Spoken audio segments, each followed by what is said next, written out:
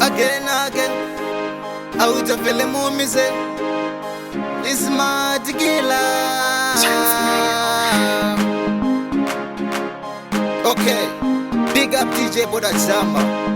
Nazuka Shikari, Kusumata Mango Mapiwa. Mudiwa wangu, Kinda mere kusema ndati nyara wangu. Ndoziziva kauri kushua ndino uya. Mudiwa wangu, Kinda mere kusema ndati nyara wangu. Ndoziziva kauri kushua ndino uya. Itanaka mina manene ngakukoma. Mavele ya mina tana nitakoma. Munengeni ya mina tana utatsama ushiluvasha mina kusukela kale. Simwani na simwani nitakuendela. Rirazola wena kamina liraiti zinelala leno manene ngakukoma.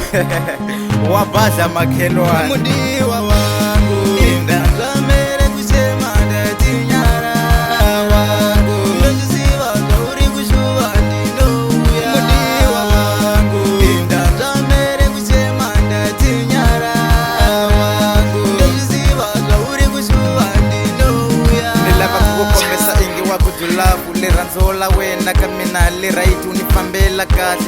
Ungari umati tanaka mina manene ngakukoma. Ushiluvasha mina ipela na kuranza. Na loko ka ufamba nulandzelela. Mwehleketo ya mina itele iwena loya ngatakuteka nitamufaka pasha. Mudiwa wangu, Indanza mere kusema ndati nyara wangu. Ndoziziva kauri kushua ndino uya. Mudiwa wangu, Indanza mere kusema ndati nyara wangu. Ndoziziva kauri kushua ndino uya. Itanaka mina manene ngakukoma. Mavele ya mina tana nitakoma. Munengeni ya mina tana utatsama ushiluvasha mina kusukela kale. Simwani na simwani nitakuendela. Rirazola wena kamina liraiti zinelala leno manene ngakukoma.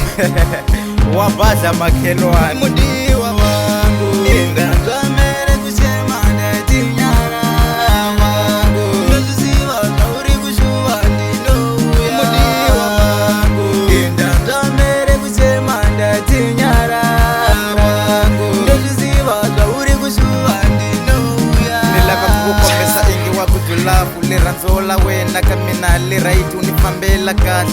Ungari umati tanaka mina manene ngakukoma. Ushiluvasha mina ipela na kuranza. Na loko ka ufamba nulandzelela. Mwehleketo ya mina itele iwena loya ngatakuteka nitamufaka pasha.